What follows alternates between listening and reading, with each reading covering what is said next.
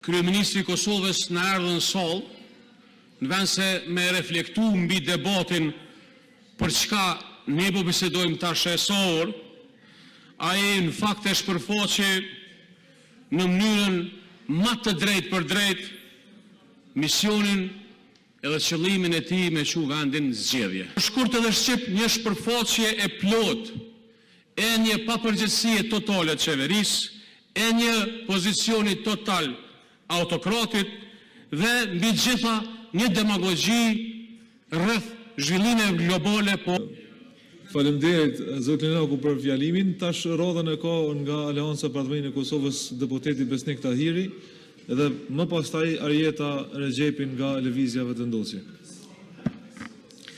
Faleminderit nën kryetar, koleg deputet, qytetarë që po na dëgjoni, të nderuar media. Arsyeja pse po e marr fjalën si deputet është shkurt e shqip për shkak se kryeministri i Kosovës në erdhën në sallë, në vend se me reflektu mbi debatin për çka ne po bisedojmë tash e sor, ai në fakt e shpërfaqi në mënyrën më të drejtë për drejtë misionin edhe qëllimin e tij me çu vendin zgjedhje. Veç kthenu mbrapa dhe ndëgjoni çka ka fol kryeministri i Kosovës për kësaj foltore.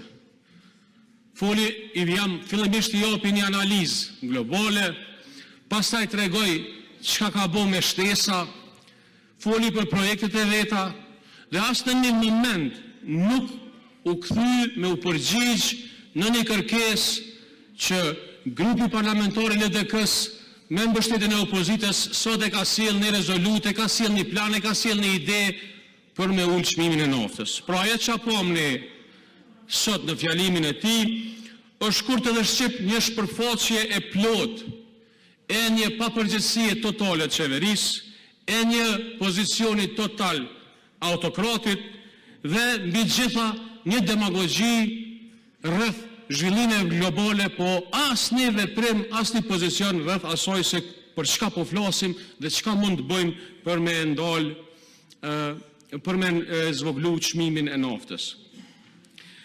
Po du me e përmbyll në një fjali, në qoftë se qëllimi është që kryeministri dhe qeveria të ballafaqojë opozitën prej një perspektive totalisht autokrate, ky është gabimi më i madh.